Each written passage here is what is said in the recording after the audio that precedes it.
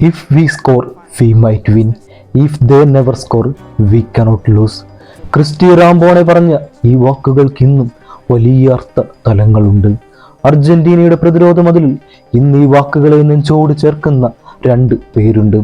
തോൽവികളും വിമർശനങ്ങളും ആൽബി സെലസ്റ്റകളുടെ പ്രതിരോധ താരങ്ങളെ എല്ലാ കാലത്തും പരിഹാസ താരങ്ങളാക്കി.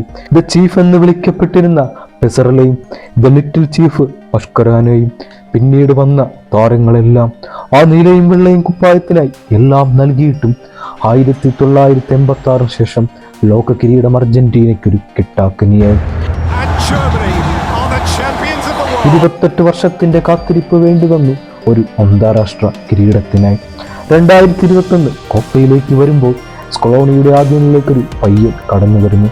അതെ, ആ സീസണിലെ ഇറ്റാലിയൻ സീരിയയിലെ മികച്ച ഡിഫൻഡർ എന്ന ഗാദിയിലെത്തിയ അവന്റെ ഡിഫൻസീവ് മൂവ്മെന്റ് ഓരോ അർജന്റീനൻ ആരാധകരെയും വല്ലാതെ ആഘോഷമാക്കാൻ പ്രേരിപ്പിച്ചു. അവന്റെ ഡിഫൻസ് മൂവ്മെന്റ് അർജന്റീനയുടെ പ്രതിരോധത്തെ മൊത്തത്തിൽ ചൂടുപിടിപ്പിച്ചു. മെസ്സിയെ പോലെ തന്നെ കിരീട പോരാട്ടത്തിൽ പ്രതിരോധത്തിൽ 100% നൽകിയിട്ടും വിമർശകരുടെ ഇരയാകാൻ വിധിക്കപ്പെട്ടവനായിരുന്നു നിക്കോളാസ് ഓട്ടമെൻഡി. ക്രിസ്ത്യൻ റൊമാരോയുടെ വരവ് ഒരു മികച്ച കൂട്ടുകെട്ടിനും തൻ്റെ വിമർശകർക്കുള്ള മറുപടി പറയലും കൂടിയായി ഓട്ടമെൻഡിക്ക്.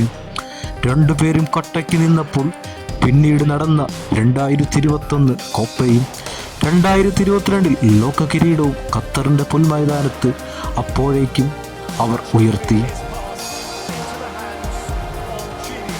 ലയണൽ സ്കൊളോണി സബ്സ്റ്റിറ്റ്യൂട്ടായും മത്സരത്തിൻ്റെ സാഹചര്യങ്ങൾക്കനുസരിച്ചും മറ്റൊരു താരത്തെ പ്രതിരോധത്തിൽ കൂട്ടിച്ചേർത്തു.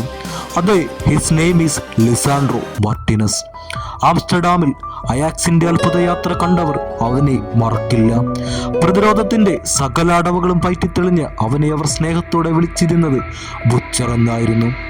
തന്റെ മുന്നിലോട്ട് വരുന്ന ഏതു താരത്തെയും കശാപ്പ് ചെയ്തു വിടുന്ന ലിസാൻഡ്രോ പെട്ടെന്ന് തന്നെ മാഞ്ചസ്റ്റർ യുണൈറ്റഡിന്റെ കണ്ണിലുടക്കി. റെക്കോർഡ് തുകയ്ക്ക് റെഡ് ഡെവിൾസ് അവനെ ടീമിലെത്തിച്ചു. എന്നാൽ അവന്റെ ആ സൈനിങ്ങിനെ ഇതിഹാസ താരങ്ങളായ പല ലെജൻസും നിശബ്ദമായി വിമർശിച്ചു. ഈ പൊക്കം കുറഞ്ഞവനെ കൊണ്ട് പ്രീമിയർ ലീഗ് പോലെ വലിയൊരു പോരാട്ട വീതിയിൽ ഒന്നും ചെയ്യാനാവില്ല. തൻ്റെ നേരിൽ വന്ന വിമർശനങ്ങളെയെല്ലാം കളത്തിലെ പ്രകടന മികവ് കൊണ്ട് അവൻ ഇല്ലാതാക്കി. തന്നെ വിമർശിച്ചവരെ കൊണ്ട് തന്നെ അവൻ അവൻ്റെ ചാൻഡ് പാടിച്ചു. ഓഗസ്റ്റ് മാസത്തിലെ പ്ലെയർ ഓഫ് ദ മന്തും സ്വന്തമാക്കി. താൻ ആരാണെന്ന് അയാൾ കാണിച്ചു കൊടുത്തു.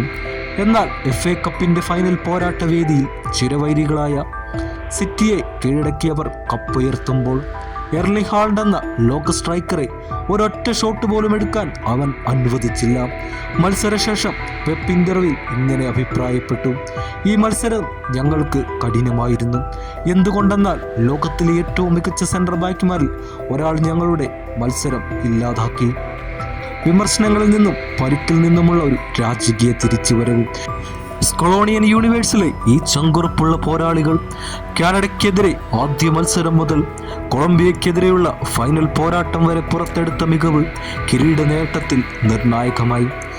മാർട്ടിനസ് റൊമേറോ കൂട്ടുകെട്ട് കളത്തിലുണ്ടായിരുന്ന സമയത്ത് ഒരിക്കൽ പോലും എതിരാളികൾക്കൊരു ഗോൾ നേടാൻ പോലും കഴിഞ്ഞില്ല. സെമിയിൽ കാനഡയുടെ അൽഫോൻസ ഡേവിസിനെയും ഫൈനലിൽ കൊളംബിയയുടെ ഹാമിഷ് റോഡ്രിഗസിനെയും ലൂയിസ് ഡയസിനെയും അവർ കത്രിക പൂട്ടി. ടീം വരിയയ്ക്കുള്ള കിരീടമോഹത്തിൽ ഏറ്റവും നിർണായകമായതും ഈ ഡിയോ തന്നെയായിരുന്നു. അർജന്റീനയുടെ ഈ കൂട്ടുകെട്ടിനെ മറികടക്കാൻ കൊളംബിയൻ താരങ്ങൾ തങ്ങളെ കൊണ്ട് കഴിയാവുന്ന എല്ലാ അടവുകളും പയറ്റി. ഒരു ലോങ് റേഞ്ച് ഷോട്ടിനെ 30 വാര അകലെ നിന്ന് വരുമ്പോൾ രണ്ടാളും ഫുൾ സ്ട്രെച്ച് ഡൈവ് നടത്തി ആ ബോളിനെ തടയുന്ന ഒരൊറ്റ ഫ്രെയിം മതി അവരുടെ ഡെഡിക്കേഷനെ കാണിക്കാൻ. 120 മിനിറ്റും കടന്ന് ടാക്ലിങ്ങും ഇന്റർസെപ്ഷനും ഹെഡർ ക്ലിയറൻസും ഫോർവേഡ് ബോൾ മൂവ്മെന്റും അങ്ങനെ മത്സരത്തിൽ മുഴുവൻ നിറഞ്ഞു നിന്ന രണ്ടു പേരും പറയാതെ പറഞ്ഞു: യുദ്ധം ചെയ്യാൻ പോകുന്ന ചാവേറുകളാണ് ഞങ്ങൾ. വിജയത്തെ പുൽകാൻ ഏതറ്റം വരെയും പോകും. തോൽക്കാൻ മനസ്സില്ലാത്ത ഈ കൂട്ടുകെട്ടിനെ വരും കാല തലമുറയും വരുന്ന ലോകകപ്പിലും അർജന്റീനയുടെ പ്രതീക്ഷകൾ ചെറുതല്ല.